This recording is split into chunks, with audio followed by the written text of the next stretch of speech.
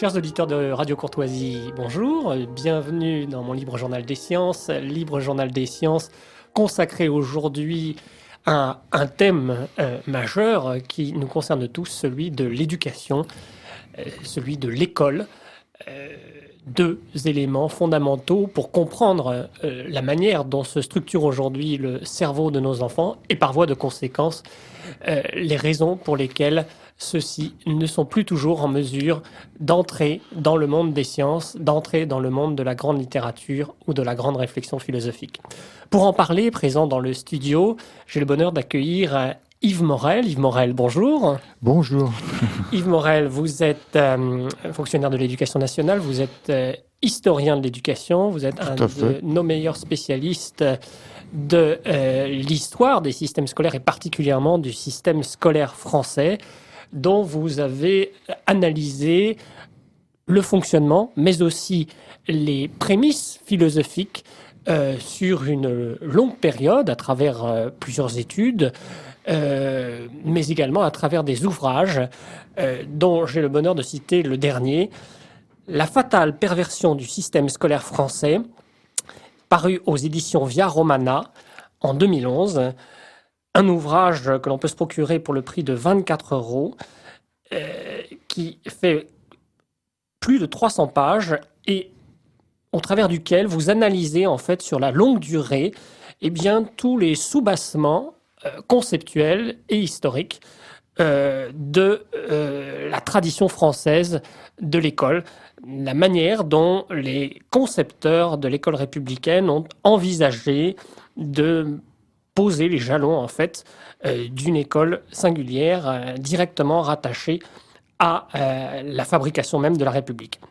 Alors nous allons évidemment analyser en détail cet ouvrage, mais aussi faire retour sur quelques-uns de vos ouvrages précédents. Je pense à un autre ouvrage qui a fait date, qui s'intitule L'école, un idéal français. L'idéal scolaire français. L'idéal scolaire français. De l'utopie à l'entropie. Voilà, paru aux éditions Bélier en 2007. Un autre ouvrage, donc paru 4 ans auparavant, qui posait les jalons en fait de votre analyse du système scolaire à la française. Je commencerai, cher Yves Morel, par une première question tout à fait simple, peut-être d'ordre biographique. Qu'est-ce qui vous a attiré vers ce thème de l'école ? Pourquoi vous êtes-vous intéressé à ce sujet ? Et qu'est-ce qui vous a décidé à en faire l'une de vos spécialités universitaires ? Oui, initialement, je ne m'intéressais pas particulièrement au système éducatif français. En tant qu'historien, je m'intéressais plutôt à d'autres sujets, tels que l'histoire et l'épistémologie des sciences historiques. Et c'est sur un tel sujet que j'ai consacré ma thèse, sur Charles Seniobos. Et je m'intéressais également à d'autres volets de recherche, d'autres thèmes de recherche, notamment l'histoire contemporaine des pays d'Europe centrale et l'histoire contemporaine des pays d'Amérique latine. Je m'intéressais également beaucoup à l'histoire de l'Empire romain, en particulier au Bas-Empire.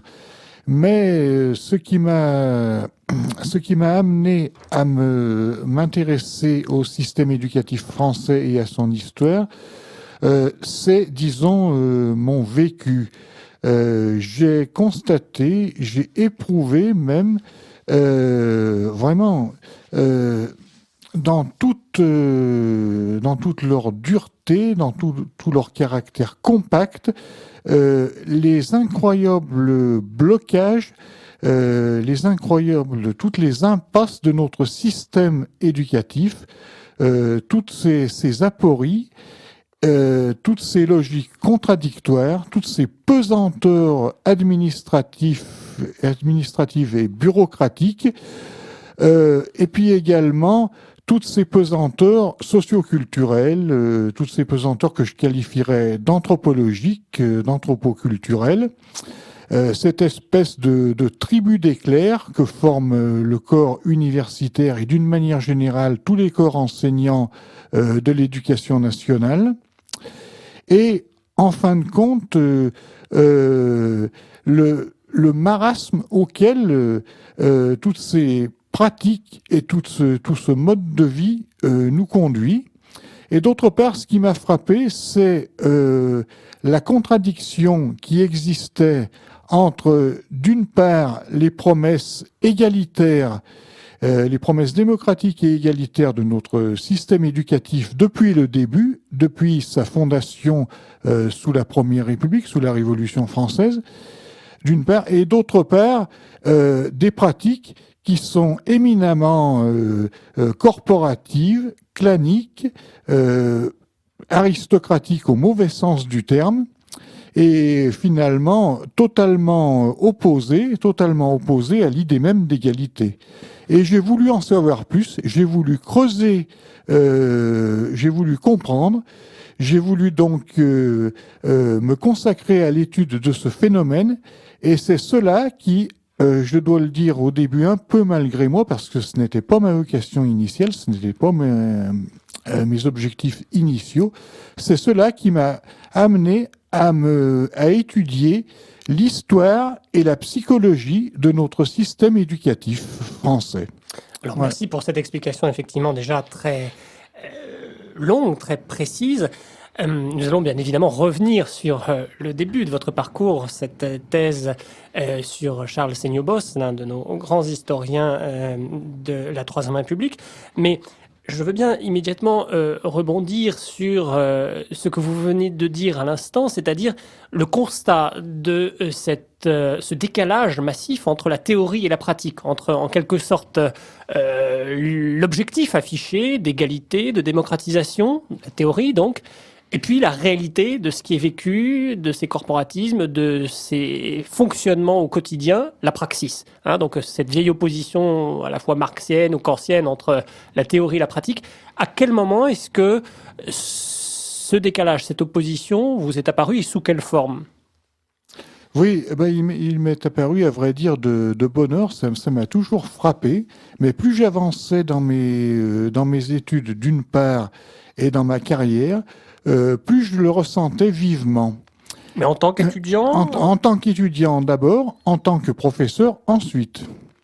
Et j'ai été extrêmement frappé par toute une série de contradictions. D'abord, la contradiction entre un idéal égalitaire, utiliser l'école comme moyen de réformer la société et d'édifier une société égalitaire, et d'autre part, l'école conçue comme outil de promotion individuelle et d'émancipation du peuple. Et ça, c'est contradictoire, parce que si vous édifiez une société égalitaire par l'école, cette même école, rendant les citoyens égaux, totalement égaux à tout point de vue, ne peut plus assurer par là même la promotion. Ça ne peut plus être un outil de promotion. La promotion suppose la sélection. Or, il y avait un projet égalitaire et antisélectif dans l'école tel que je la voyais évoluer autour de moi. Alors ça, c'est déjà une contradiction.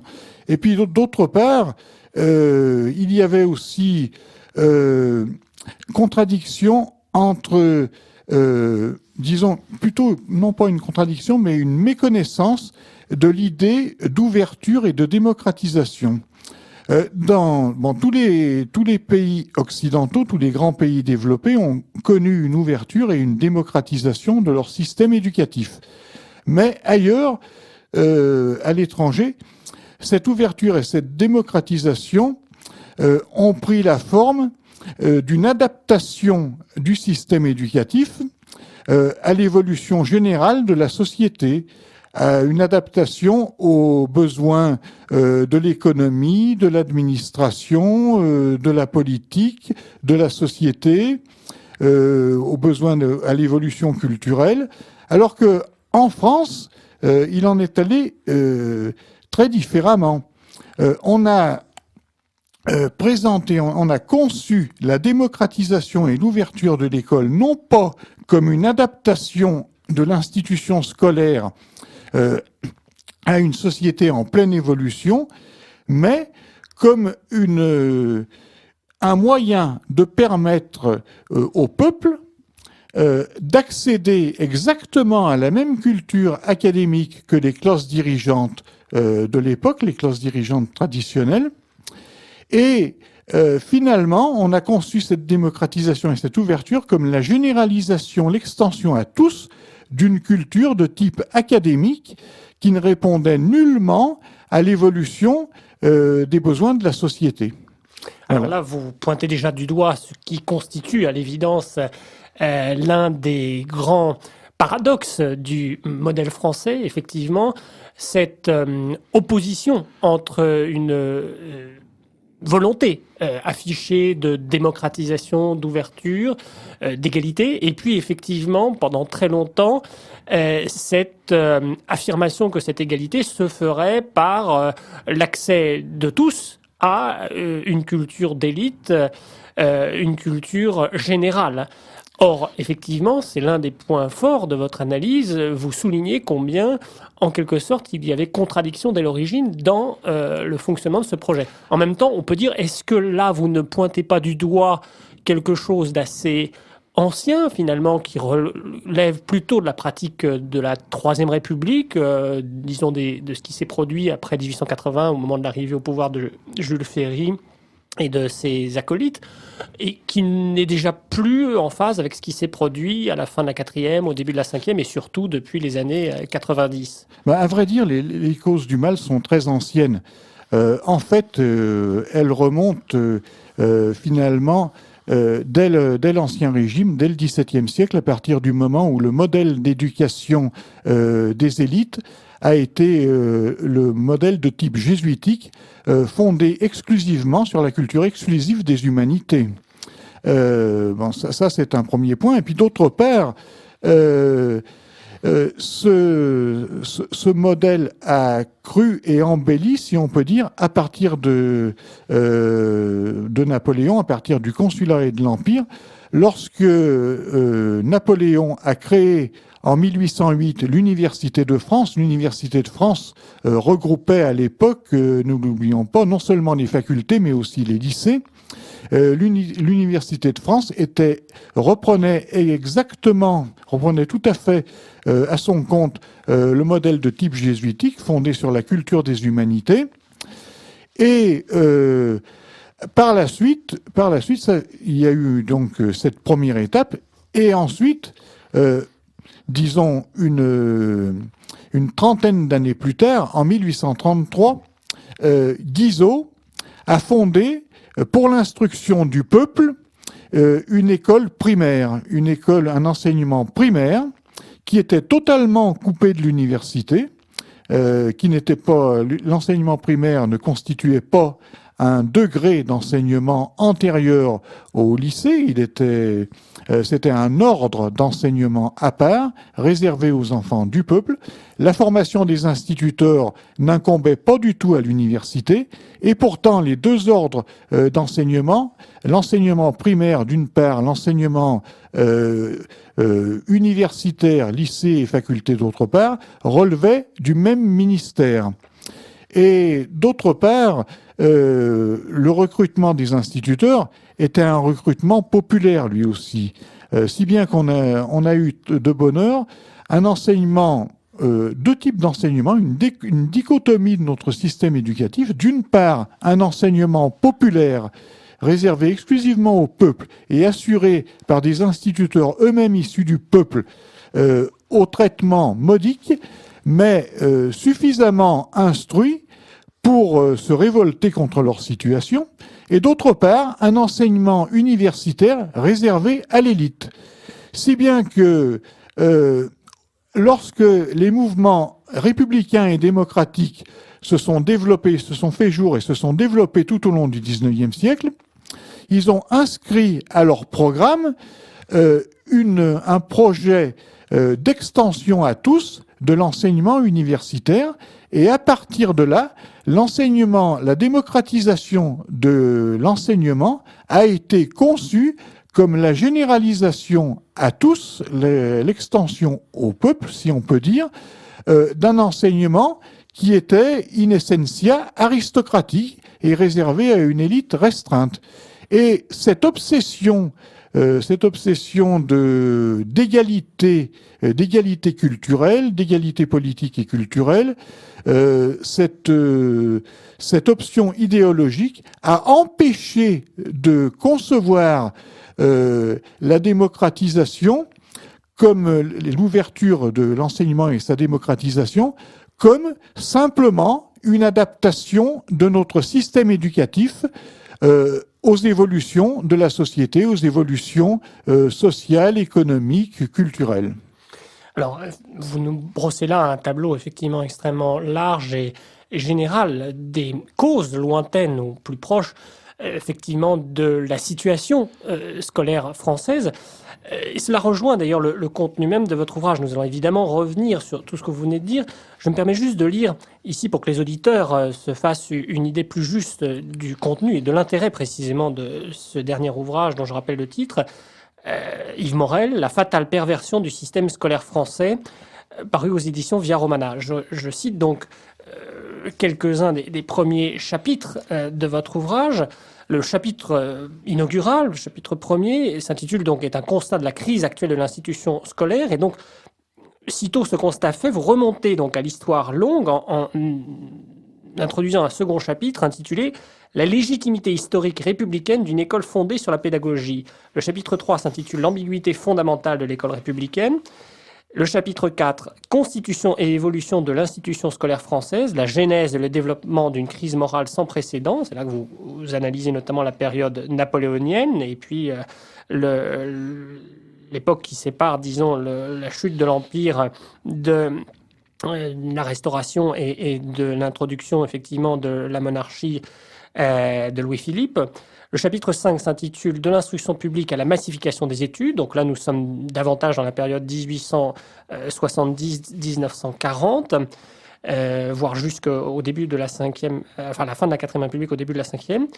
Et puis le chapitre 6 s'intitule « Les croisées de l'école républicaine », analyse notamment la question de la censure sociale, la question de l'antipédagogisme et la question du pédagogisme lui-même.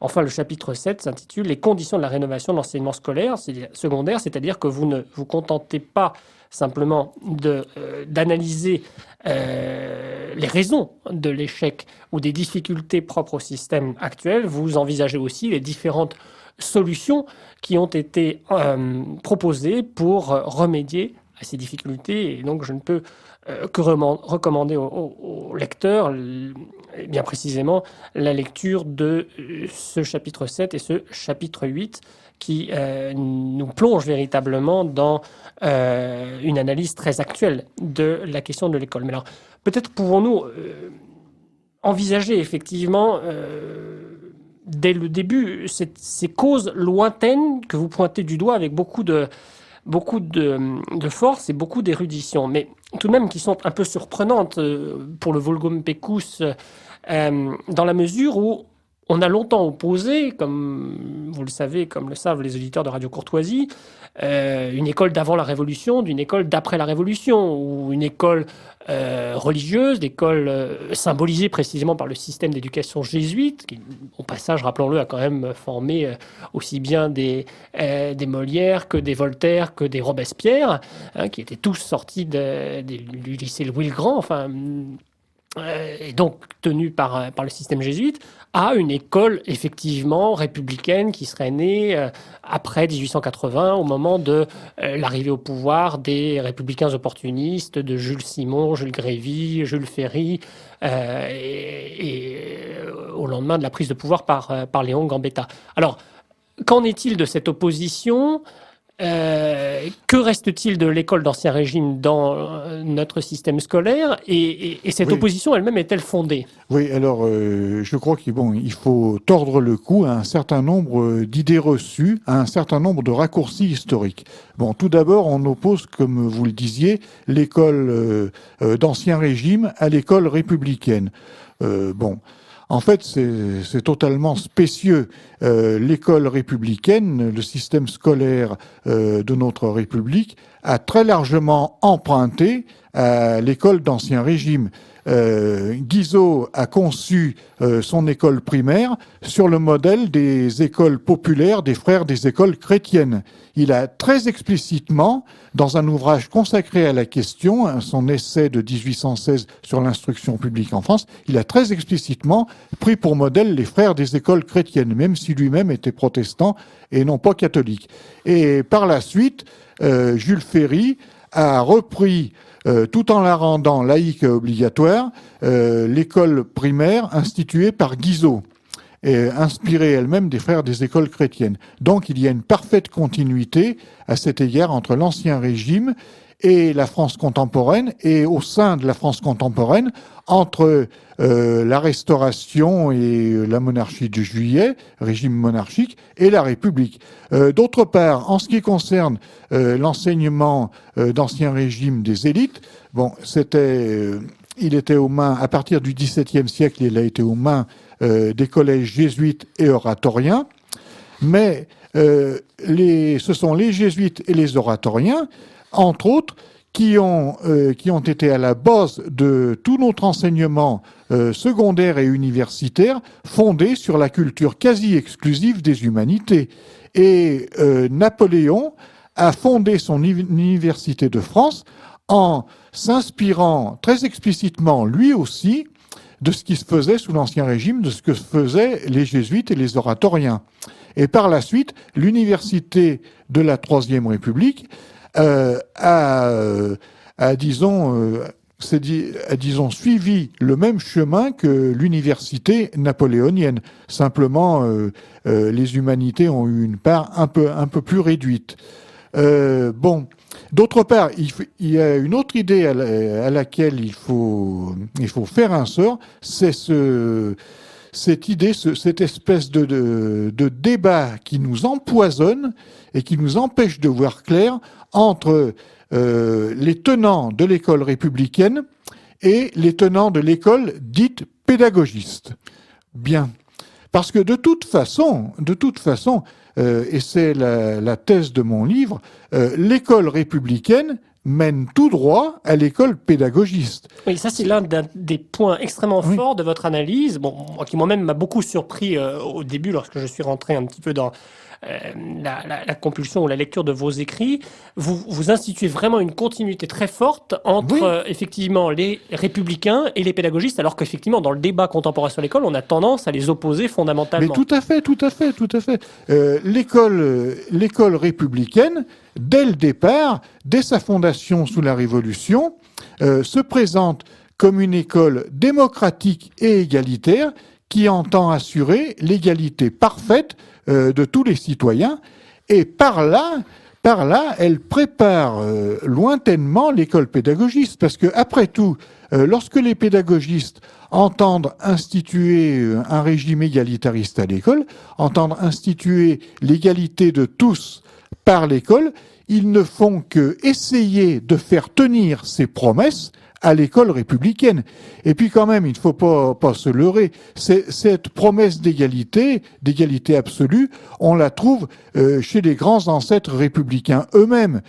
Par exemple, vous prenez Condorcet, dont se réclament si fort les défenseurs actuels de l'école républicaine. Oui, ce qu'on appelle les républicains. Oui. On peut dire que Condorcet, c'est le Condorcet même de la conception républicaine de l'école. Voilà. Et il est cité très abondamment par les auteurs actuels qui prennent la défense véhémente de l'école républicaine. Eh bien, chez Condorcet, on trouve les prémices de l'école pédagogiste. Il nous parle, Condorcet ne distingue pas, comme les républicains d'aujourd'hui le font observer, le savoir et la pédagogie. Bon, il identifie totalement la pédagogie, il inclut totalement la pédagogie dans la transmission du savoir. Mais Condorcet nous parle également d'un enseignement individualisé, du plaisir d'apprendre.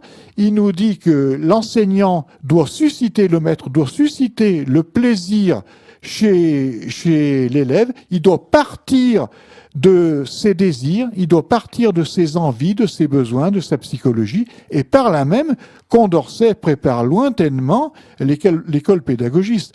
Un homme comme Mérieux peut à fort bon droit se réclamer de Condorcet, lui aussi.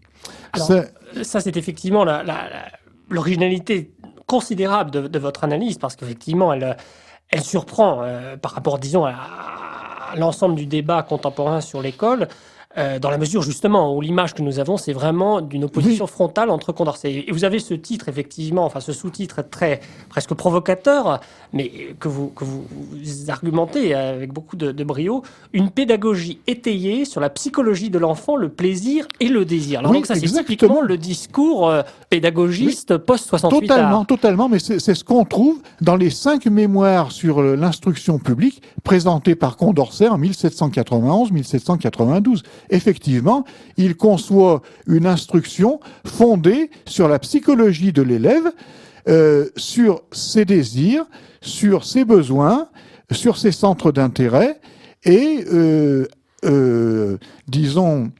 mobilisé par l'éveil du plaisir d'apprendre par l'élève, de susciter du plaisir chez l'élève. Et je parlais de Condorcet, mais ces prémices du pédagogisme, on les trouve également chez Jules Ferry lui-même. Après tout, Jules Ferry, dans certaines de ses directives et dans certains de ses arrêtés ministériels des années 1880, préconise pour les instituteurs l'utilisation de la pédagogie documentaire en lieu et place de la leçon magistrale, et il estime que l'instituteur devrait avoir pour rôle non pas de dispenser un savoir tout fait aux élèves, mais de mettre en situation l'élève de produire lui-même son savoir par l'étude des documents.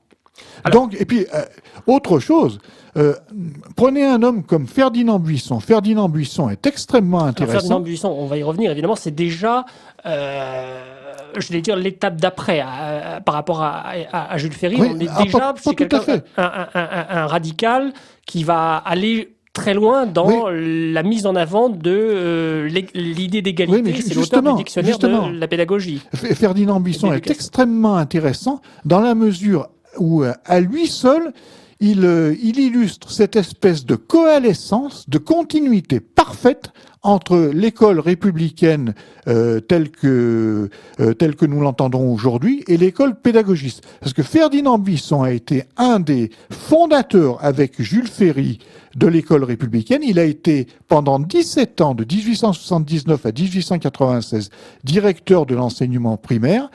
Il a fondé cette école ferriste et ensuite il a préconisé l'extension à tous, l'ouverture à tous de l'enseignement secondaire et la constitution d'une pédagogie adaptée justement aux élèves, non pas aux élèves les plus forts, mais aux élèves, tels qu'ils se présentent à l'instituteur, sans héritage culturel. Alors là, vous nous avez effectivement donné un certain nombre d'arguments qui semblent prouver de façon très forte cette continuité. Je vous cite, et en même temps, peut-être est-ce l'occasion d'apporter quelques objections. Bon, vous citez Condorcet, effectivement, en indiquant que Condorcet lui-même recommande d'éveiller la sensibilité morale des jeunes, je cite, par de courtes histoires morales propres à fixer leur attention sur les premiers sentiments que, suivant l'ordre de la nature, ils doivent éprouver. Alors effectivement, là, à l'évidence, on est dans une sorte de captatio benevolentiae, de volonté de susciter l'attention de l'enfant par quelque chose de plaisant, quelque chose d'accessible, peut-être même de ludique, de courtes histoires morales propres à fixer leur attention. Donc là, peut-être qu'effectivement, on peut se dire, nous sommes déjà dans quelque chose qui se rapproche du pédagogique. Tout à fait. Mais est-ce qu'il n'y a pas tout de même une nuance à apporter qui me semble pour le coup considérable par rapport à la vision post-68 Ardres. C'est cette incise suivant l'ordre de la nature. Chez Condorcet, on est encore, si ma mémoire est bonne, si mon analyse de Condorcet lui-même en tant que philosophe est juste, dans une perspective objectiviste, où il y a une gradation dans le savoir, une connaissance objective qui doit nous permettre d'aller du simple au complexe, de l'élémentaire. Et d'ailleurs, l'école élémentaire de la Troisième République se réfère explicitement à cette idée des éléments comme les éléments d'Euclide, et qu'on le retrouve dans le tableau historique des progrès de l'histoire de l'esprit humain. Hein. C'est vraiment cette idée qu'on va de l'élémentaire au complexe. Et là, on voit qu'il y a une sorte d'ordre de la nature, d'ordre naturel qui nous permet de fonctionner. Alors que justement, la spécificité des pédagogistes, c'est, semble-t-il, d'être dans un relativisme absolu et de nier l'idée qu'il existe un ordre objectif naturel. Oui, mais il faut dire que la différence à laquelle vous faites allusion, c'est simplement, à mon avis, une différence d'époque. Il se trouve que Condorcet est un homme du XVIIIe siècle, qui est catholique lui-même, qui est, disons, membre d'une société encore largement dominée par la religion, même si cette religion est critiquée par la philosophie telle que nous l'entendions au XVIIIe siècle. Et c'est un homme qui est largement marqué par une culture traditionnelle et chrétienne.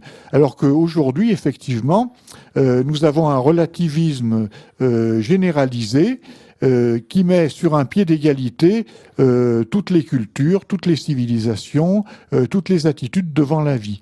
Mais je pense que cette différence est quand même minime. Mais c'est quand même un point capital, parce que c'est tout de même ce qui est au cœur, déjà peut-être au XVIIIe siècle, de l'opposition entre les anciens et les modernes. C'est-à-dire cette idée que finalement, d'un côté, là on est effectivement dans la pensée de la tradition, la pensée du catholicisme, il y a un ordre naturel, un ordre objectif constitué de la création qui s'impose à nous, dont... Comme le disait Descartes, ma pensée n'impose pas nécessité aux choses. Je suis un spectateur, un lecteur, un découvreur de ce qui me préexiste à ma pensée. Et puis au contraire, face à cela, une revendication qui s'inscrit dans l'héritage des Lumières, mais moderniste, voire ultra-moderniste, de l'ordre positif, c'est-à-dire selon lequel, en fait, c'est l'homme qui lui-même construit la réalité, c'est l'homme qui construit le savoir. Et là, effectivement, on voit, après la révolution des années 30, puis des années 60-70, comment ce discours positiviste, ou en tout cas, selon lequel ce qui compte, c'est l'ordre construit par l'esprit humain lui-même, qui va appliquer à l'éducation, donner litière, enfin permettre à tous ces courants pédagogistes non seulement d'insister sur la nécessité de jouer, de faire fonctionner les dimensions ludiques plaisantes dans l'apprentissage, mais davantage encore qui vont insister sur l'importance effectivement de laisser l'enfant construire lui-même son savoir, c'est-à-dire la négation même d'une objectivité qui serait au cœur de la connaissance. Mais cette ambition, ce projet de laisser construire son savoir par l'enfant lui-même, on le trouve chez Condorcet, mais on le trouve beaucoup plus tard, comme je vous l'ai dit, chez Ferry lui-même. Ferry, dans nombre de directives, d'arrêtés, de circulaires, recommande aux instituteurs de permettre à leurs enfants d'élaborer eux-mêmes leur savoir à partir de l'aide de documents. Et on trouve le même projet dans un texte émis par l'inspection générale de 1890 qui appelle à l'utilisation abondante de la pédagogie documentaire. Et d'autre part, n'oublions pas que Ferdinand Buisson, directeur de l'enseignement primaire à partir de 1879,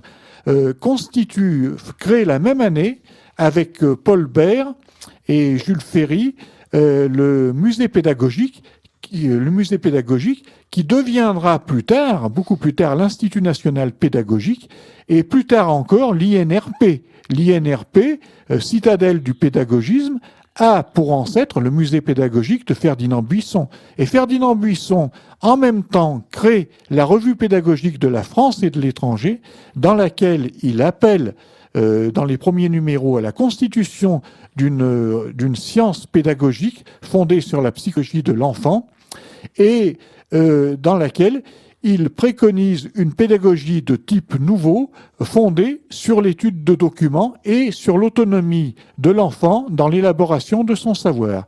Donc, ce sont des idées extrêmement vieilles. Mais d'ailleurs, Philippe Mérieux, lorsqu'il est attaqué, qu'on considère comme le pape du pédagogisme aujourd'hui dans le système c'est l'icône du pédagogisme, c'est le pape du pédagogisme actuellement, mais il n'a aucun mal, lorsqu'il est critiqué par les tenants de l'école républicaine actuelle, à citer des propos et des textes de Ferry, de Buisson et autres, et même de Condorcet, pour se forger une légitimité républicaine. Et d'ailleurs, bon, j'ai très bien connu les milieux de pédagogistes, les milieux de sciences de l'éducation, puisque j'ai fait également des études de sciences de l'éducation, et je peux vous dire que les pédagogistes éprouvent le plus grand respect pour l'école républicaine. Ils ne la considèrent pas comme une citadelle à abattre, comme un ennemi à abattre, mais ils la considèrent plutôt comme une invention à perfectionner, et il se donne pour objectif de lui faire tenir ses promesses et non pas de la combattre. Maintenant, je voudrais revenir sur Condorcet. Je vous l'ai dit, Condorcet est à la base du pédagogisme actuel d'une certaine façon, mais ça, ce débat faussé entre républicains et pédagogistes empêche de le voir.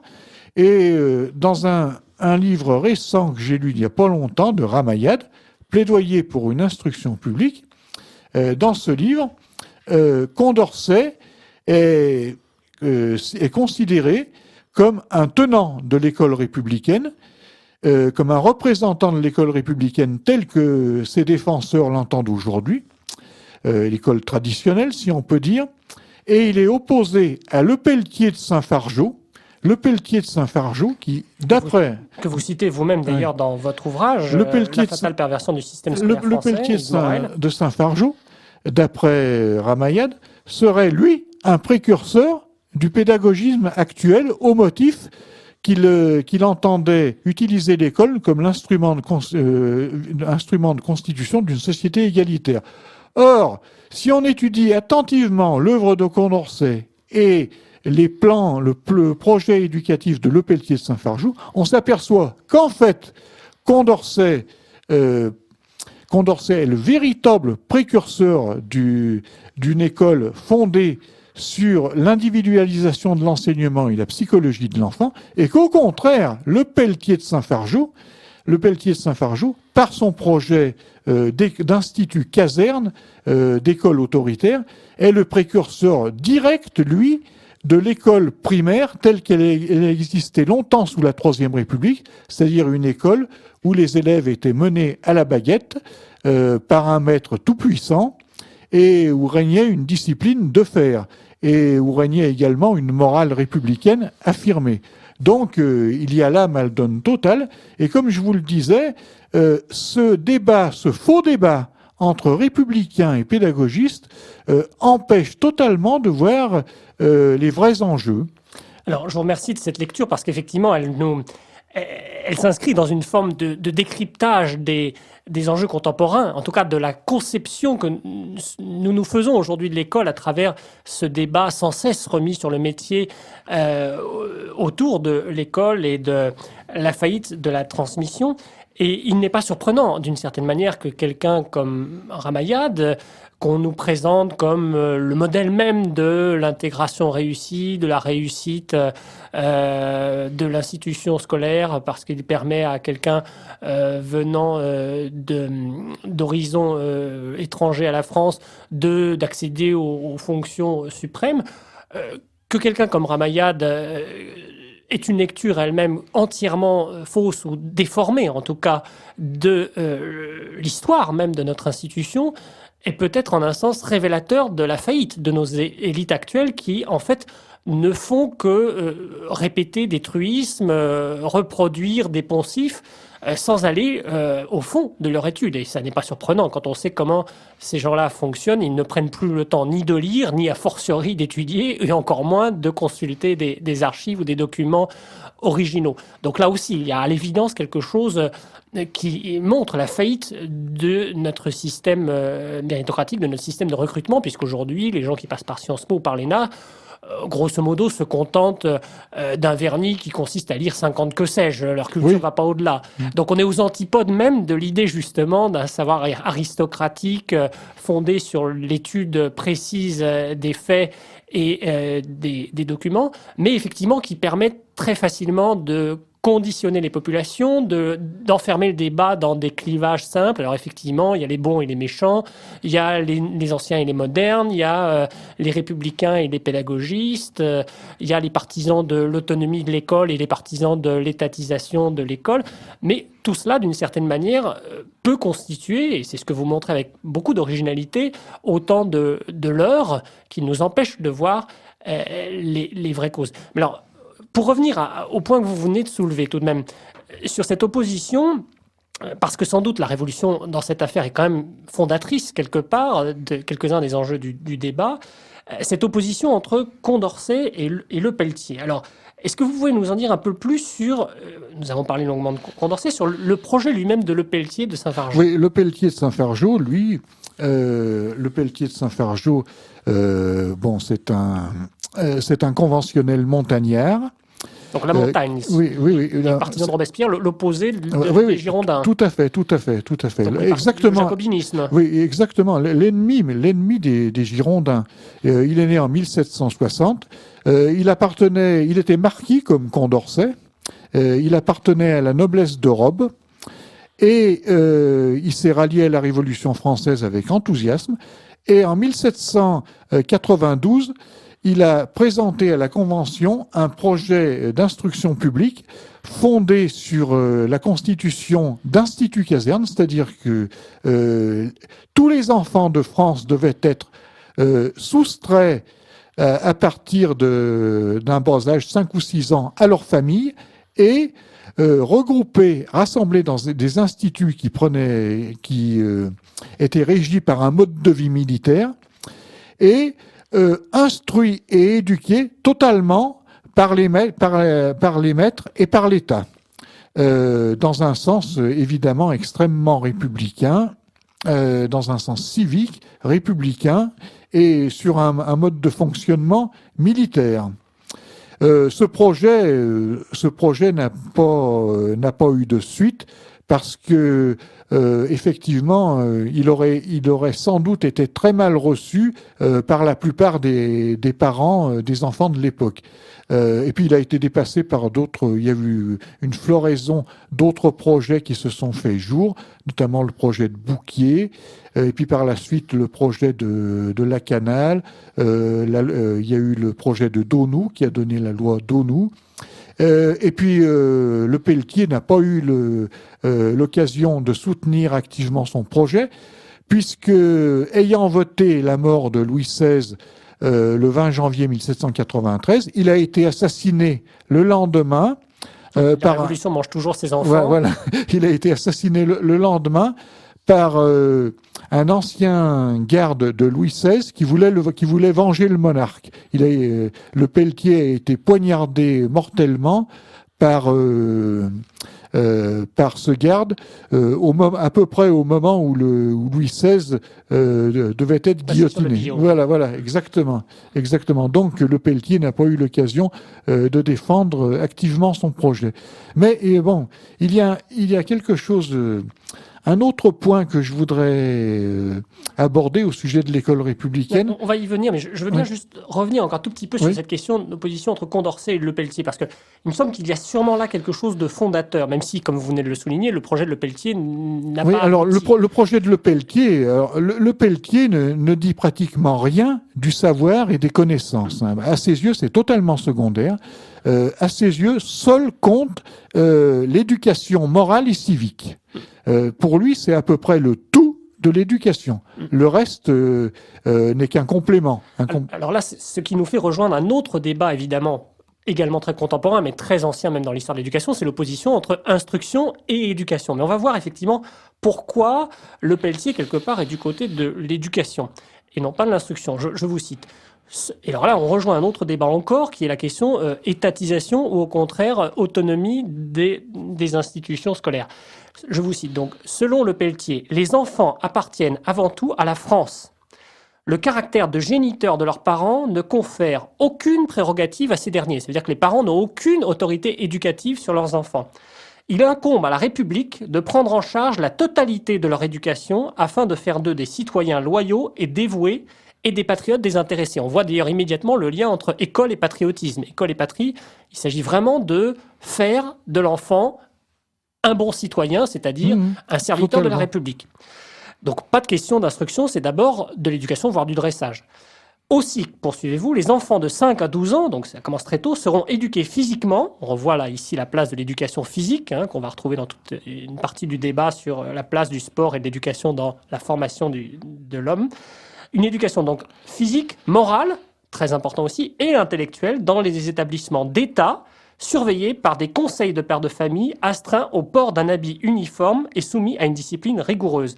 Leur éducation présentera toutes les caractéristiques d'un conditionnement. Le Pelletier lui-même déclare, je cite, « Ployés tous les jours et à tous les instants sous le joug d'une règle exacte, les enfants de la patrie se trouveront tous formés à la dépendance des lois et des autorités légitimes. » Alors là, il y a tout de même quelque chose d'absolument emblématique et frappant. On est là dans une éducation entièrement spartiate. C'est-à-dire que grosso modo, l'enfant appartient intégralement à l'État, il est propriété de l'État et il doit être un serviteur obéissant de la loi.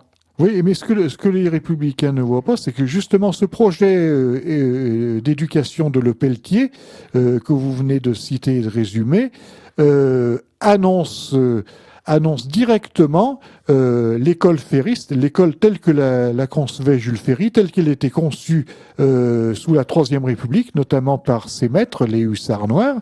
Elle annonce une école primaire républicaine dure. Militaire, en oui, oui, mais évidemment... Les hussards, c'est bien une figure militaire. Oui, tout à fait.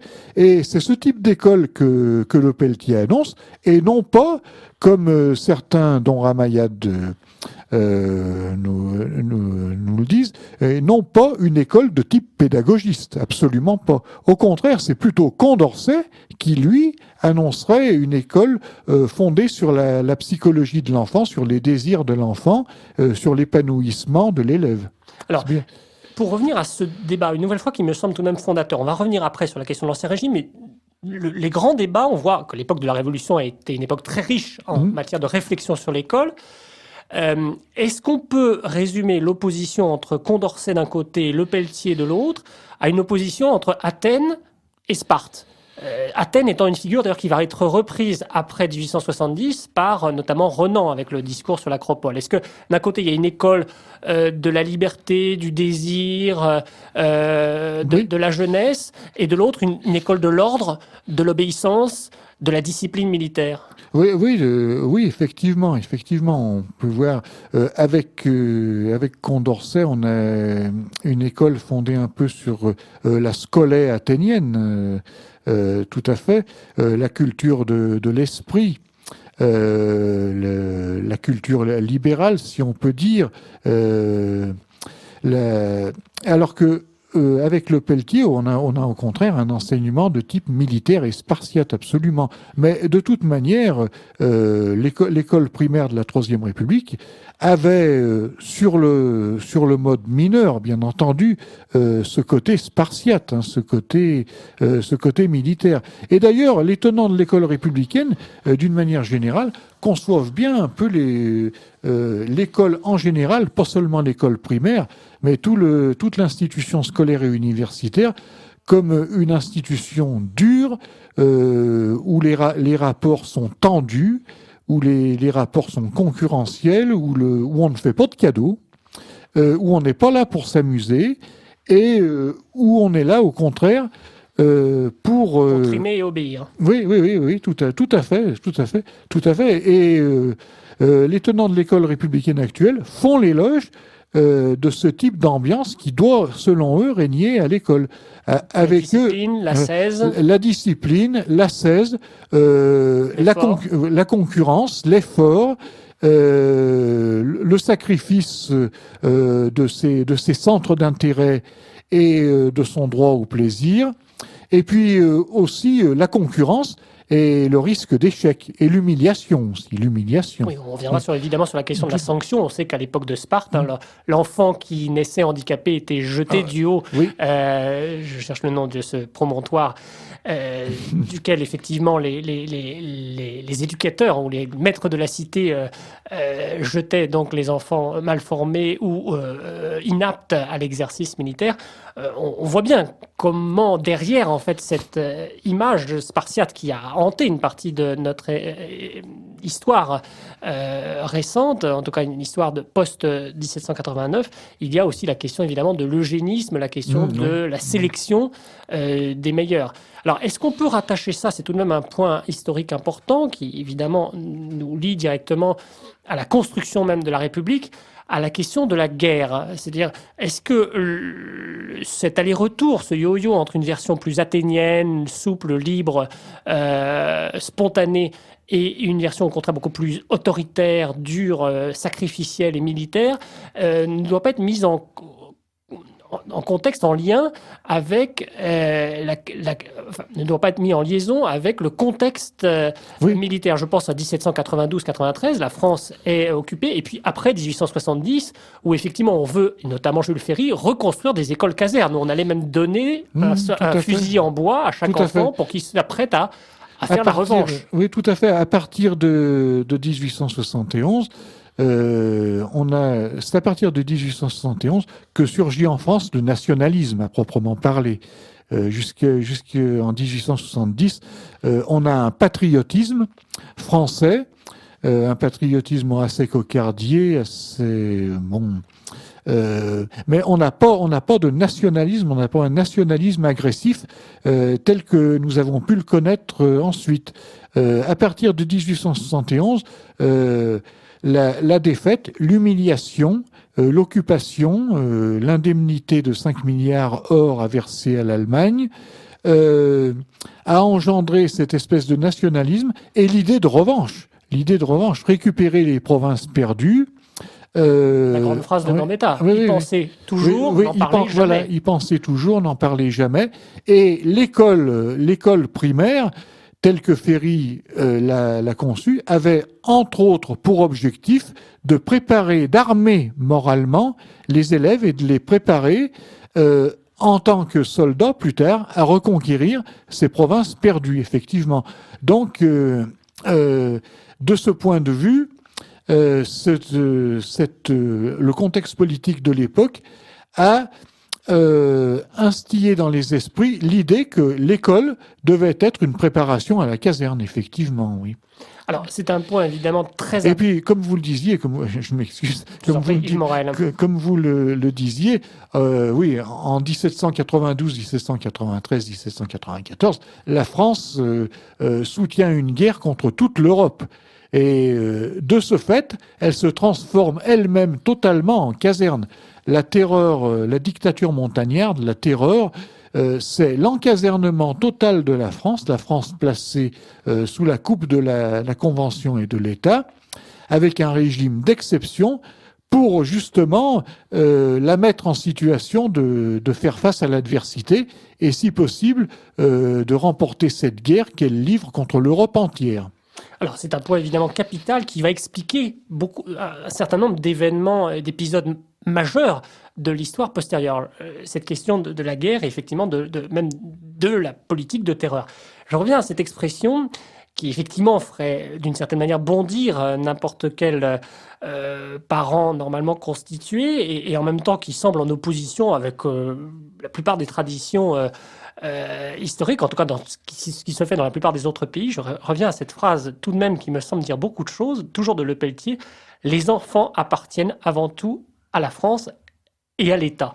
Alors, en quoi cette remise dès le départ de l'enfant à l'État à travers l'école est-elle un acte fondateur pour comprendre l'idéal scolaire français? En quoi est-ce qu'on a là quelque chose qui marque constitutivement la conception française de l'école? Oui, alors effectivement, Le Pelletier dit que les enfants avant tout, appartiennent d'abord à la France. Ils appartiennent d'abord à l'État. À la France ou à la République? Dans l'esprit de Le Pelletier, les deux sont liés. Hein. Le Pelletier, voire confondus. Oui, Le Pelletier, quoique aristocrate de naissance, hein, il ne faut pas l'oublier. Le Pelletier de Saint-Fargeau identifie totalement la France à la République. Et effectivement, là, on a une espèce d'acte fondateur de la République qui fait que la République française est essentiellement différente des autres républiques. Ailleurs, la République, c'est simplement l'absence de monarque. Et puis la séparation des pouvoirs. Oui, pas dans toutes les républiques. Mais ailleurs, la République, c'est essentiellement l'absence de tête couronnée, si on peut dire. Un pouvoir laïque, un pouvoir qui n'est pas héréditaire, alors qu'en France, c'est beaucoup plus que ça. C'est une espèce de consubstantialité de l'individu à la nation et de la nation à l'État. Oui, il y a une double équation. L'individu est entièrement donné à la nation, et la nation, c'est l'État. Et la nation, c'est l'État. Il y a une espèce de... les Français ont inventé finalement une conception pré-totalitaire de la République, finalement. Oui, c'est très important parce que ça veut dire qu'il y a eu d'ailleurs des tas de débats au XIXe siècle pour savoir ce que devait être la France.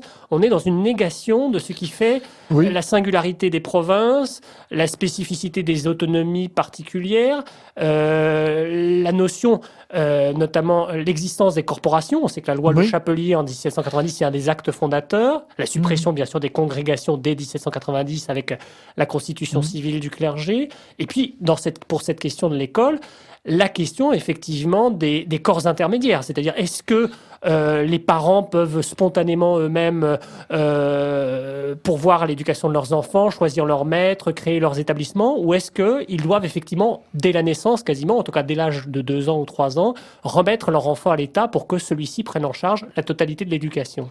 Oui, effectivement, dans l'esprit de Le Pelletier et dans l'esprit de la plupart des conventionnels montagnards, c'est l'État qui doit se charger de l'éducation des enfants. Absolument. Ça, il n'y a pas de... Les parents n'ont pas voix au chapitre, si on peut dire. Alors, en quoi cette conception est-elle radicalement opposée à ce qui prévalait auparavant, ou en tout cas à ce qui était enseigné notamment dans la conception chrétienne? En quoi s'oppose-t-elle notamment à ce qu'on a appelé plus tard la doctrine sociale de l'Église? Oui, remarquez, il n'y a pas que des oppositions. Par exemple, si vous considérez les collèges jésuites, dans les collèges jésuites qui étaient réservés à l'élite de la bourgeoisie, l'élite de l'aristocratie, les enfants étaient bel et bien coupés aussi de leurs parents. Leurs parents ne les voyaient que de temps en temps, leur parlaient peu, correspondaient peu avec eux, et les enfants devaient avant tout suivre l'enseignement et la parole du maître et non pas celle des parents. Il y a bien des exemples bien des témoignages d'enfants éduqués par les jésuites qui font état d'une séparation totale qui est très tôt instituée entre l'élève et ses parents. L'élève dans les collèges jésuites était coupé lui aussi de sa famille, mais il n'y avait pas... c'était dans une perspective chrétienne traditionnelle, dans une conception de la société conçue comme un ordre voulu par Dieu, et ce n'était pas dans le cadre d'un projet républicain. Alors, on va revenir effectivement à cette question, elle est très importante, de l'état scolaire avant 1789, dans ce qu'on a appelé a posteriori les sociétés d'Ancien Régime, ce qu'on pourrait appeler plus justement, disons, le système monarchique ou l'ordre féodal et post-féodal. nouvelle fois, comment interprétez-vous, pour revenir à ce débat de 1789 et des années immédiatement suivantes, 1791, 92, 93, comment interprétez-vous cette volonté de remise totale de l'enfant à l'État? Est-ce que c'est par une volonté de faire table rase du passé, pour des raisons ce qu'on appellerait idéologiques? Est-ce que c'est par une volonté d'éliminer les particularismes, parce qu'il faut faire un citoyen qui soit doté des mêmes outils conceptuels, de la même langue, et on retrouve la question évidemment des langues régionales, de la reconnaissance des cultures des provinces? Ou est-ce que c'est parce que effectivement il y a la menace de la guerre aux frontières et qu'il faut dès à présent fabriquer un soldat? Il est certain que le contexte de guerre de l'époque, une France opposée militairement à toute l'Europe, a joué un rôle considérable. Ça a institué, disons, sur les projets les projets français d'éducation, une pression considérable. Il y a également un projet républicain, un projet d'unité, La République est une et indivisible. La République est une et indivisible. On devait faire justice des autonomies et des indépendances régionales, locales, corporatives d'autrefois. Et puis il y a aussi la conception même, la conception éthique, la conception morale de l'homme véhiculée par la République. Les Lumières du XVIIIe siècle en France et les républicains ont une conception de l'homme qui est finalement extrêmement réductrice. L'homme est réduit à la raison. L'homme est un être de raison. Il est réduit à sa seule raison. Et sa raison individuelle, qui n'est qu'une raison, est elle-même une partie, un élément composant de la grande raison universelle. L'homme est donc totalement dépossédé de sa personnalité. L'homme, il est réduit à sa raison, il est réduit à ce qu'il y a chez lui de plus impersonnel, de plus général, de plus abstrait, de plus impersonnel. Donc, un homme. Et puis, cette raison, par la suite, lorsque le mouvement républicain s'affirme au XIXe siècle, est identifiée à l'intelligence. La raison égale intelligence.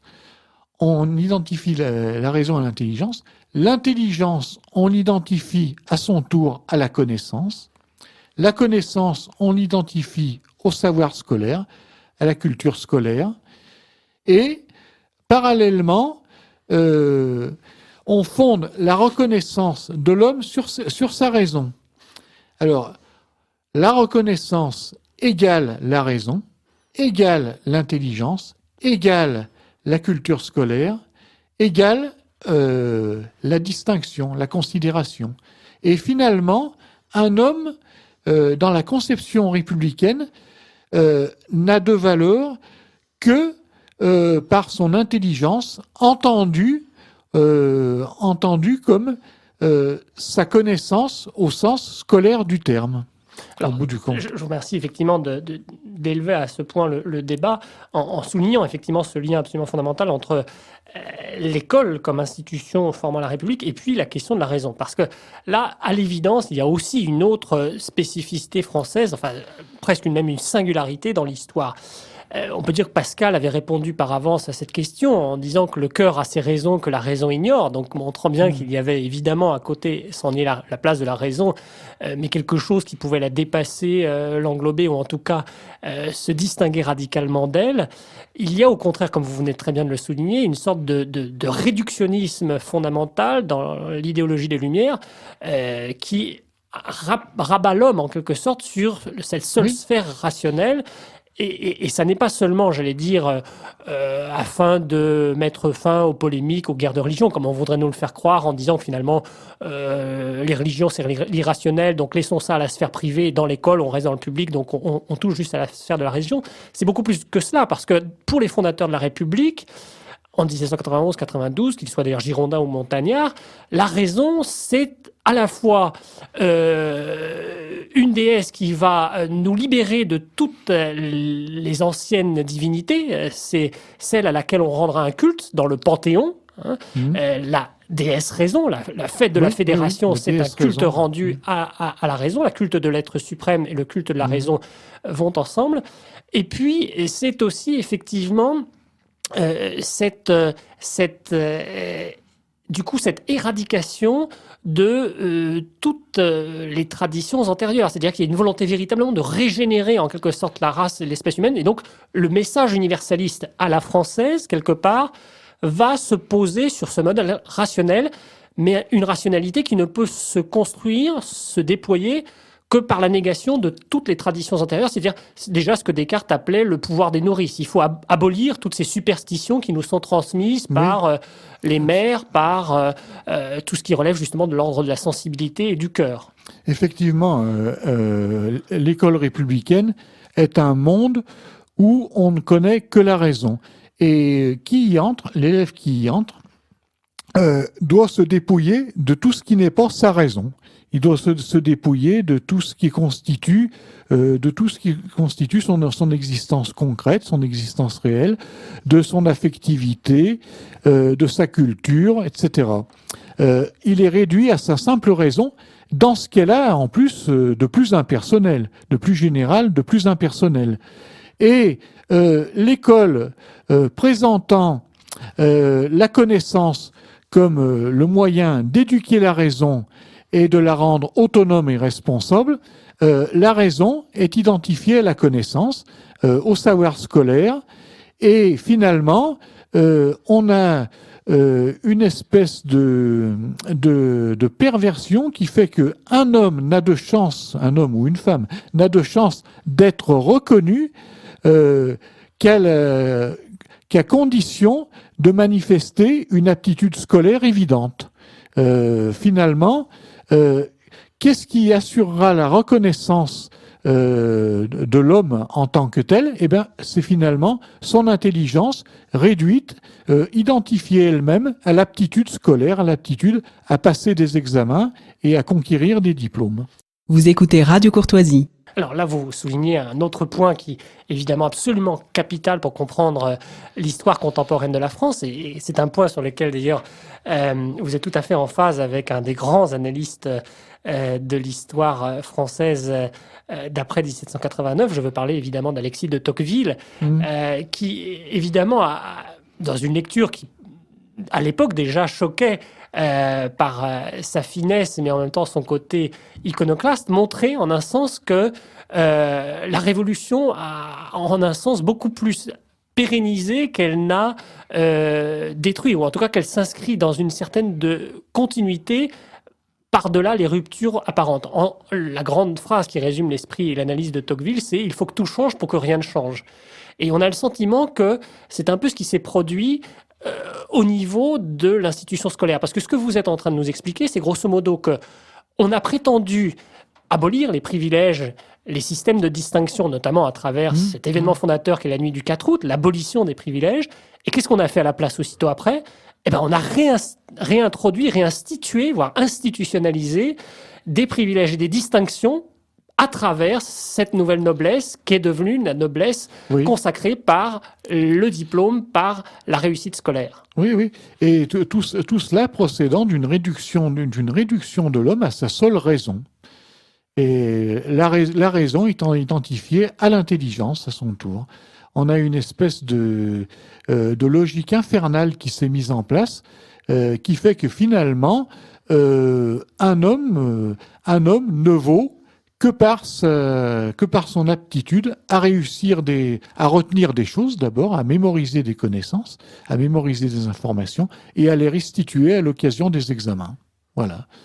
Et puis aussi, autre chose, le projet égalitaire de la République a fait que, comme je le disais tout à l'heure, on a conçu l'extension de l'enseignement à tous, non pas comme l'occasion d'adapter cet enseignement à l'évolution de la société, mais comme l'occasion de mettre à portée de tous une culture ancienne et aristocratique, une culture élitiste. Alors là, je vous reprendrai peut-être sur le terme, parce qu'effectivement, c'est comme ça, c'est de cette manière qu'elle s'est présentée après 1870, avec le magistère de Renan, cette idée que chaque personne pouvait communier à l'idéal grec et à cette espèce d'aristocratie du savoir. Mais est-ce que précisément, au moins chez les fondateurs de la Première République, et puis peut-être davantage chez, effectivement, Ferry, Buisson,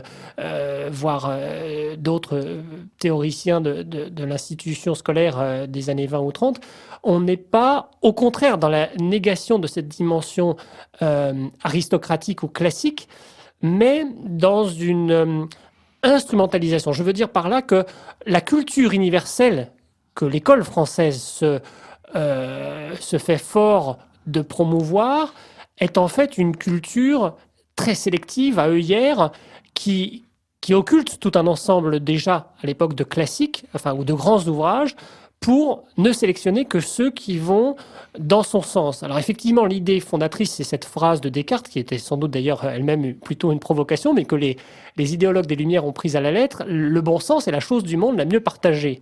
Et donc c'est au nom de cette raison universellement partagée qu'effectivement on va promouvoir une sorte de vulgate qui va passer par l'analyse effectivement de Descartes opposé à Aristote et aux scolastiques, qui va passer par l'analyse de Voltaire, Candide opposé à Leibniz, qui lui aussi est du côté des théologiens et des scolastiques, qui va passer par Victor Hugo, tout le discours positiviste, le discours d'Auguste Comte sur les progrès indéfini de l'esprit humain, bien sûr tout le discours rousseauiste qui se veut aussi du côté de la raison, mais finalement cet universel, c'est un universel abstrait. Totalement. Et donc on est dans, pour reprendre l'opposition entre Kant et Hegel, dans l'école française, on n'est pas comme du côté de Hegel dans un universel qui se déploie à travers le particulier, mais au contraire, comme chez Kant, dans un universel qui se déploie contre le particulier ou sans le particulier. Totalement, Il faut que pour que l'abstraction, l'universalité de discours de la raison s'épanouisse, pour que l'enfant devienne une sorte de citoyen universel, il faut faire abstraction justement de toutes les traditions, de toutes les spécificités qu'il a pu recevoir de par sa langue, de par son histoire personnelle, de par sa sensibilité. Oui, totalement.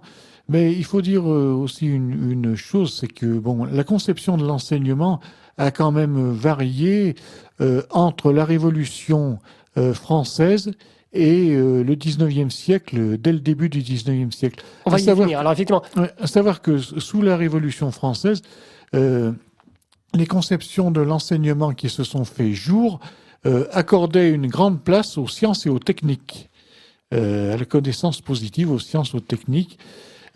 Alors que, à partir du 19e siècle, on a une espèce de réaction qui se produit, et dès le Premier Empire avec Napoléon. Napoléon fonde l'Université de France. Napoléon abolit d'abord les écoles centrales en 1799. Il les supprime en 1799. Et il institue les lycées en 1802. Et il rouvre les facultés en 1808 et la même année, il crée de toutes pièces l'Université de France qu'il fonde sur la culture des humanités telle qu'elle était conçue par les collèges oratoriens et jésuites sous l'Ancien Régime. Il y a donc une espèce de retour en arrière qui se produit à ce moment-là. Et à partir de ce moment-là, on a de nouveau un système scolaire et universitaire fondé sur la culture des humanités, la culture exclusive des humanités. Et par conséquent, lorsque se développent les grandes luttes républicaines et démocratiques du XIXe siècle, eh bien, la démocratisation de l'enseignement est conçue non pas comme la création d'un type d'enseignement nouveau, tel que les révolutionnaires avaient pu le concevoir, mais comme, disons, l'ouverture à tous du système d'enseignement le plus ancien, le plus traditionnel, le plus classique, si on peut dire. Et c'est pour ça que Par la suite, notre enseignement, notre système éducatif a été à ce point incapable de s'adapter aux évolutions de la société moderne. C'est parce qu'il n'a jamais voulu s'émanciper d'une tradition classique qu'il rendait inopérant à l'accueil de publics nouveaux et à la réponse aux besoins nouveaux de la société. Et d'ailleurs, beaucoup de gens, à la fin du XIXe siècle, ont fait la critique de ce système d'éducation. Je pense à des gens comme Gustave Le Bon, dans sa psychologie de l'éducation, nous montre bien que ce système d'éducation est un système qui, en fait, est complètement obsolète et déconnecté de la réalité. De même, Edmond de Molin, qui était catholique, dreyfusard, nationaliste, Edmond de Molin fonde en 1899 l'école des Roches en opposition totale avec les principes pédagogiques et culturels qui sous-tendent l'université française. À la même époque, Jules Lemaître, qui est pourtant un pur produit de l'enseignement classique. Un des plus grands critiques littéraires du début du XXe siècle, un des disciples de Ferdinand Brunetière, dont j'ai moi-même réédité les discours de combat, donc deux des plus grands critiques littéraires de notre histoire contemporaine. Jules Lemaître dit, lorsqu'il est interrogé par la commission parlementaire sur la réforme de l'enseignement en 1898, un bachelier moyen est un prodige de néant, voulant dire par là que, effectivement, le lycéen de ce temps est bardé de culture classique. Il a mémorisé un certain nombre d'informations, il les a restituées le jour de l'examen, mais il est lesté de connaissances classiques superficielles d'ailleurs, qui n'ont pour lui aucune utilité et qui ne le préparent absolument pas à affronter les épreuves de la vie et absolument pas à entrer dans d'autres carrières professionnelles que celles de l'administration ou des professions libérales dans lesquelles les humanités jouent un grand rôle. Je pense au barreau ou à la médecine ou à la profession de notaire et des situations sociales de ce genre. Alors c'est un point absolument capital que vous soulevez là, parce que là aussi, il est sans doute l'une des clés d'entrée pour comprendre ce que l'on appelle le mal français, en tout cas cette singularité de la société française comparée aux autres sociétés européennes. Vous avez souligné effectivement cette expression très forte de totalité du néant, enfin je ne sais plus quelle expression exacte que vous aviez employée à l'instant. Prodige de néant. Et effectivement, on voit bien à travers votre analyse, en tout cas ce que souligne ici de Molin, combien il y a là quelque chose de récurrent dans l'histoire de France. C'est déjà un petit peu ce que soulignait Molière à l'époque, avec ses médecins diafoirus qui parlent le latin, mais qui sont incapables en fait de soigner, d'administrer la bonne potion, le bon médicament. Et c'est un peu d'ailleurs toute l'histoire de la médecine, effectivement, du barreau au XIXe siècle. On a d'un côté ceux qui parlent latin essentiellement, c'est la langue des clercs, qui manient habilement la langue. Et puis on a de l'autre côté ceux qui opèrent, c'est ceux qui soignent, c'est-à-dire le barbier, le chirurgien. Et cette opposition, elle va traverser tout le 19e siècle, voire tout le 20e siècle. C'est-à-dire qu'en fait, une partie de l'institution scolaire, y compris d'ailleurs à travers les élites les plus emblématiques des différentes républiques françaises, l'école normale supérieure, l'école polytechnique, sera là pour former ce qu'Einstein appellera rétrospectivement des imbéciles supérieurement conditionnés. C'est-à-dire des gens qui parlent très bien le latin, mais qui n'ont plus aucun sens pratique. Et effectivement, cette critique de l'incapacité des élites françaises à prendre à bras-le-corps un problème concret, ce savoir théorique, mais qui ne trouve aucune application, cette opposition par rapport, alors là il y a une opposition géopolitique aussi, par exemple entre l'administrateur, le gestionnaire à la française et puis le chef d'entreprise, l'entrepreneur, le découvreur à l'allemande ou à l'anglo-saxonne. On voit bien que c'est quelque chose qui traverse toute l'histoire de la République, de la Troisième République et de la Quatrième République, et notamment qui va être l'une des causes de la critique majeure de notre système de formation des élites après 1940, parce qu'on a là affaire à des officiers qui sortent des meilleures écoles, qui parlent le latin, qui sont bardés de références grecques, mais qui sont incapables de faire face à l'ennemi. Et la défaite de 1940 va aussi être lue rétrospectivement comme une défaite de l'université française, une défaite de notre système scolaire. Alors, comment expliquez-vous ce paradoxe français ? Oui, effectivement, on a... une sorte d'arrogance qui est comme la dernière étape avant la décadence. Mais il faut dire que, d'une part, comme je vous l'ai dit, il y a des influences. D'abord, cela s'explique par des influences d'anciens régimes. Il y a, je vous ai parlé des modèles jésuitiques et oratoriens fondés sur les humanités. On a aussi notre classicisme, notre culture classique de l'honnête homme, une culture totalement abstraite, une culture superficielle, littéraire. Je vous arrête. Il me semble que, en tout cas dans la conception de Pascal et des auteurs du XVIIe siècle, l'honnête homme, ça n'est pas quelqu'un qui ne sait rien faire de ses mains.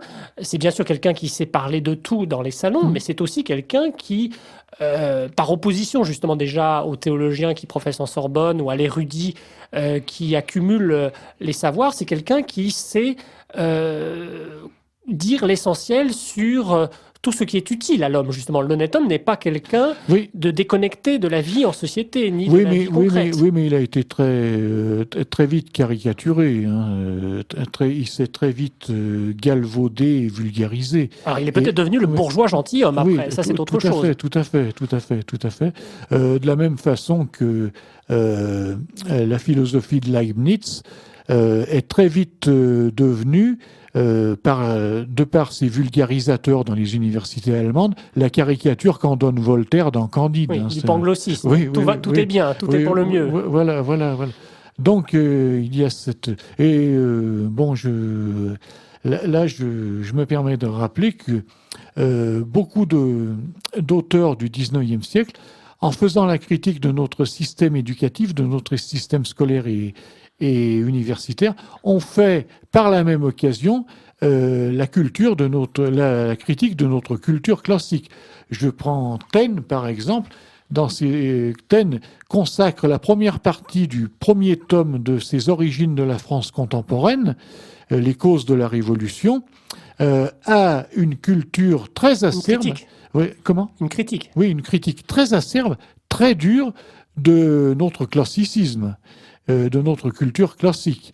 À la même époque, un peu plus tard, on a Gustave Le Bon, qui est pourtant lui aussi, Gustave Le Bon n'a rien d'un progressiste, d'un homme de gauche, d'un révolutionnaire, d'un anarchiste. Au contraire, c'est un nationaliste, un conservateur. Et pourtant, il fait une critique très dure, lui aussi, de notre tradition classique. La même chose pour De Molin. Donc, le mal vient de loin, si on peut dire. Alors, c'est effectivement un des points extrêmement forts. Mais aussi, ce que je voulais dire, c'est que cette tradition d'ancien régime avait été battue en brèche par la Révolution. La Révolution, du point de vue scolaire et universitaire, avait consisté, entre autres, en une rupture avec cette culture classique. Lorsque la Révolution, la Convention thermidorienne, en 1795, a créé pour l'enseignement secondaire les écoles centrales. Il y avait une école centrale par département. C'était des écoles destinées à l'enseignement, à la dispense de l'enseignement secondaire. Et elles étaient très axées, l'enseignement de ces écoles, sur l'enseignement de l'histoire, de la géographie, des sciences et des techniques, et assez peu sur l'enseignement de l'humanité. Mais comme je vous le disais tout à l'heure, Napoléon, devenant premier consul en 1799, a quelques années plus tard restauré cette tradition de culture classique dans notre enseignement. Il a fermé les écoles centrales en 1799 et il a fondé les lycées et les facultés sur un enseignement exclusivement classique. Et pourquoi a-t-il fermé les écoles centrales en 1799 ? Il les a fermées d'abord parce qu'elles étaient très libres, elles étaient autonomes, elles étaient très libres. Leur conception était extrêmement libérale. C'était des écoles où on discutait abondamment de tous les sujets, y compris de sujets politiques, et où on ne ménageait pas les critiques à l'égard des gouvernements, quels qu'ils fussent, et où s'était institué à la faveur de l'enseignement scientifique une espèce d'esprit critique permanent où on mettait tout en question. Donc elle devenait des foyers de subversion. Elle commençait à devenir des foyers d'agitation, des foyers de discussion intense qui auraient pu devenir, si on les avait laissés se développer, des foyers de subversion, effectivement. C'est pour cela que Napoléon a créé ces lycées en 1802, les lycées d'enseignement secondaire, et en 1806, il a rouvert les facultés, constituant en 1808 l'Université de France, qui a connu un mode d'organisation administrative et d'enseignement de type jésuitique et aussi de type militaire. Yves Morel, nous allons évidemment poursuivre l'analyse de cette institution universitaire et scolaire dans la seconde partie de ce Libre Journal des Sciences. Je rappelle le titre de votre ouvrage, « La fatale perversion du système scolaire français » par Yves Morel, donc paru aux éditions Via Romana en 2011. Je ne peux que recommander la lecture de cet ouvrage extrêmement documenté aux auditeurs de Radio Courtoisie. En attendant, je leur donne rendez-vous d'ici quelques minutes après une courte plage musicale.